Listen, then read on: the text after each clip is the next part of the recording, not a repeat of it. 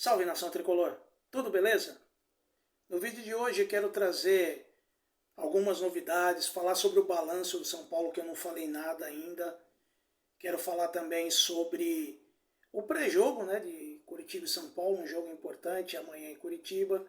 Mas antes, deixa eu me apresentar para quem ainda não me conhece. Meu nome é Carlos Nogueira e esse é o canal Chama Tricolor. E você está aí, né, assistindo esse vídeo, sem fazer nada. Não custa nada. Pega esse dedinho aqui, enfia no like. Dá um like pra gente aí. Se inscreva no canal, ative o sininho. Nos ajude a crescer, né, a fortalecer o canal. Né, prestigie a mídia São Paulina, né, a mídia alternativa. Né. Seu like, a sua inscrição é muito importante para o canal. Tá certo? Bom, o primeiro assunto que eu quero tratar para vocês é sobre as dívidas, né? Que é um assunto muito em voga no momento. O São Paulo terminou o ano passado devendo 50,6 milhões em acordos feitos com ex-jogadores. Os dados constam do balanço financeiro do clube, publicado na última quarta-feira. O lateral direito Daniel Alves, aquele que está preso na Espanha, acusado de crime sexual, é o maior credor. Ele tem 20 milhões a receber. Os valores são relativos ao último dia de 2022. De acordo com o balanço, o clube tinha 97,7 milhões a pagar em acordos judiciais no fim de 2022. Esse montante inclui ações cíveis e trabalhistas. Disso tudo, 51,6 milhões se referem a pagamentos de vencimento curto, em até um ano, ou seja, São Paulo tem que se virar para pagar esses 51 milhões em um ano. Você vê a gravidade da coisa. Aí você pega esses jogadores que o São Paulo está devendo, a lista é variada. Jusilei, Hernanes, duas vezes, né, que deve para o Hernanes e deve para a empresa do Hernanes. Tietê, duas vezes, deve para o Tietê e deve para a empresa do Tietê. Juanfran. Só para citar alguns. Calazares, lembra do Calazares? Xandão, zagueiro. E aí, gente, São Paulo deve para toda essa galera aí. Né? Você vê como o buraco é mais fundo do que a gente imagina. O que vocês pensam sobre isso? Deixa aí nos comentários.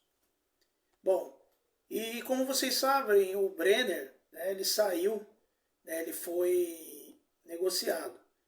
E a transferência dele foi do Cincinnati, dos Estados Unidos, para a Udinese, da Itália. Isso vai render 300 mil dólares, cerca de 1,5 milhões ao São Paulo, que é o clube formador. Né? A MLS anunciou nessa quarta-feira a negociação e o jogador se apresenta em julho.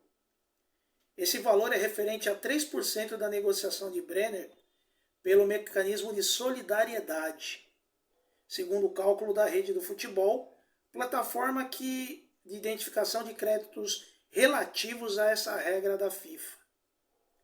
Né? Toda a grana que pinta no São Paulo está valendo, né? Porque senão já viu. Bom, e o Rogério Ceni? Rogério Ceni, que ficou envolvido aí na polêmica essa semana, né? Se ia para os rivais da Marginal, né? Se ia, não ia, enfim. Eu particularmente não acredito que vá. E muito se falou que ele ia abrir mão da multa rescisória e blá, blá, blá, blá, blá, blá. Ele foi demitido há uma semana e ele vai receber 3 salários em sua rescisão com o clube, além de verbas trabalhistas, como férias e 13º proporcionais. Trata-se de uma indenização prevista no contrato de trabalho do treinador, que por ser de tempo indeterminado até o final dessa temporada, foi acordado entre Ceni e o clube na assinatura desse contrato a legislação prevê indenização de 50% do valor restante do contrato, mas permite que essa cláusula seja ajustada entre as partes, como foi o caso. A expectativa é de que o distrato, a quebra do contrato, seja feita já na próxima semana. Esse pagamento, como eu disse, se refere a verbas indenizatórias relacionadas ao contrato de CLT de Rogério Ceni com São Paulo. Segundo um dirigente, o contrato de imagem que o treinador mantinha com o clube não previa multa. Tá? Então, esclarecido, ele não abriu mão de nada. Tá? Vamos parar com essa história de que não existe bom samaritano no futebol, na minha opinião. Então, encerrou-se o assunto. Rogério Ceni é página virada. E o São Paulo anunciou nessa sexta-feira a renovação de contrato com Pablo Maia. Nossa. Pablo Maia. O volante ele tinha vínculo até o fim de 2024, mas o clube se antecipou e estendeu o contrato com o jogador até 31 de dezembro de 2027. Promovido aos profissionais no ano passado, o Pablo Maia fez 61 partidas em 2022. Porém, nesse ano, são apenas 14 jogos. Eu, particularmente, não gosto do futebol do Pablo Maia. Tá? Assim como não gosto também do futebol do Luan. Volante, para mim, tem que saber marcar e tem que saber passar. Tá? Tem que saber criar alguma coisa. Não precisa ser um meia, mas precisa saber fazer algo mais do que marcar. E esses volantes não sabem fazer algo mais do que marcar. Então, a esperança de que venda para que vá embora logo. E uma outra notícia de última hora que eu vi agora, São Paulo rescindiu oficialmente o contrato do Pedrinho, porque chegou-se à conclusão de que ele é culpado na história lá da namorada, então já era. Tá certo? Perdemos um atacante, mais um. Eu não vou entrar no mérito da questão, eu acho que se fez besteira, tem que ser punido. Bom, e o São Paulo pediu a liberação do lateral esquerdo Patrick, que ia para o Mundial Sub-20. O jogador estava nos planos do técnico Ramon, mas teve a convocação brecada pelo tricolor, já que a disputa seria disputada em data FIFA, São Paulo acabou não liberando. A ausência de Patrick se soma de Beraldo, que é outro nome cogitado para participar da competição. O São Paulo pediu à CBF para que os dois atletas ficassem fora, e foi atendido. No caso do Patrick, eu acho uma injustiça. Por quê? O Patrick ele não está sendo aproveitado, certo? Foi usado até agora uma vez, foi uma com o Rogério e agora uma vez com o Dorival. E ficou nítido que o garoto está verde. Ele não está pronto ainda para ser titular. E simplesmente não deixaram ele ir para a seleção, mas também não colocam o garoto para jogar. Então, sei lá, eu acho uma injustiça com o garoto. Já o Beraldo está certo, o Beraldo está atuando, então tem mais que ficar mesmo.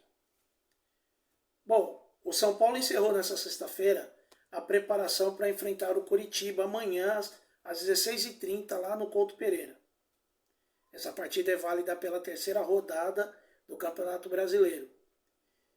E o treino de hoje teve novidades. A principal delas foi o retorno de Erisson ao trabalho com os demais companheiros. Certo? Após passar pela transição física no início dessa semana, devido a uma lesão na coxa esquerda, o atacante participou do treino e pode ser relacionado pelo técnico Dorival Júnior. Ele, na verdade, vai viajar com o elenco para continuar o tratamento. ele deve ser aproveitado no jogo de terça-feira contra o Tolima. Já o Rafinha, com dores após o jogo com o Ituano, também treinou normalmente e deve ir para o jogo. O lateral direito, Igor Vinícius, também apareceu no gramado, mas por enquanto só entrou no processo de transição física, após a cirurgia no pubis, perdão. Há expectativa de que ele comece os trabalhos com bola nos próximos dias.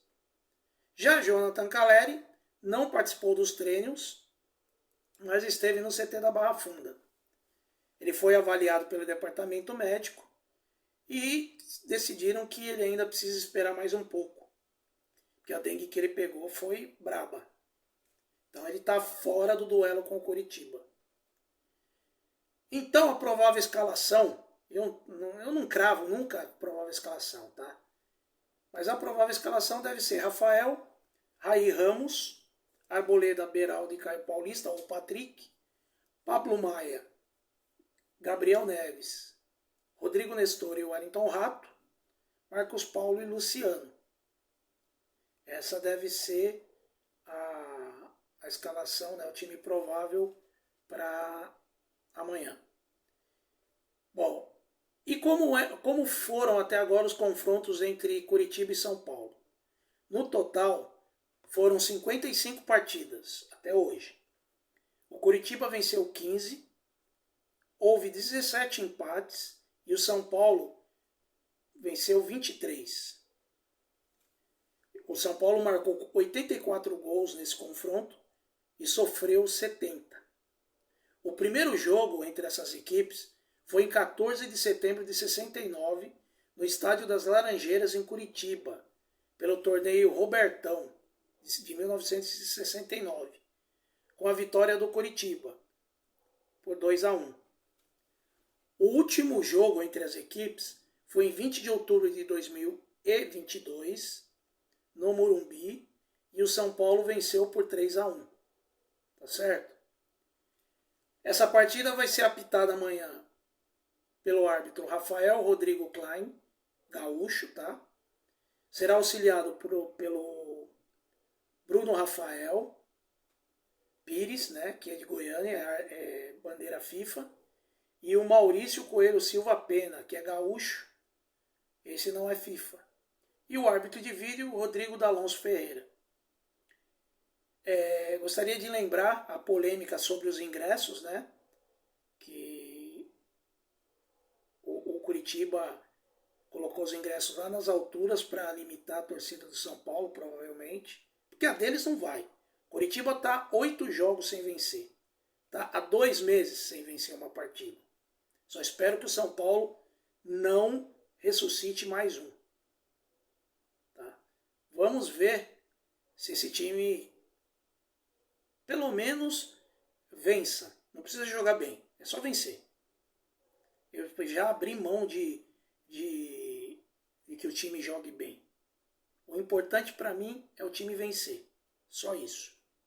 Então amanhã esperamos que o time vença e não ressuscite mais um defunto no Campeonato Brasileiro. Tá certo? E esperamos também, né, que esses jogadores que estão entregues ao DM se recuperem logo, né? Porque o elenco do São Paulo é curto. Terça-feira já tem jogo pela Sul-Americana contra o Tolima. Então eu espero de coração que o São Paulo vença para ter tranquilidade. O outro detalhe que eu chamo a atenção de vocês é o fato, tá, do Dorival ter falado na entrevista dele de apresentação que ele acha todos os campeonatos importantes. Isso para mim também é importante, porque não adianta o São Paulo ficar escolhendo competição. São Paulo é um clube grande. Pode estar na pindaíba que for, mas tem que disputar todos os campeonatos com seriedade. E para mim, disso eu não abro mão. Então Dorival tá certo. Tá bom? Última mensagem. Não se esqueçam de colocar nas suas redes sociais a hashtag Fora Belmonte. tá certo? Vou ficando por aqui, lembrando que esse é o canal Chama Tricolor, uma chama que arde no peito e jamais vai se apagar. Até a próxima!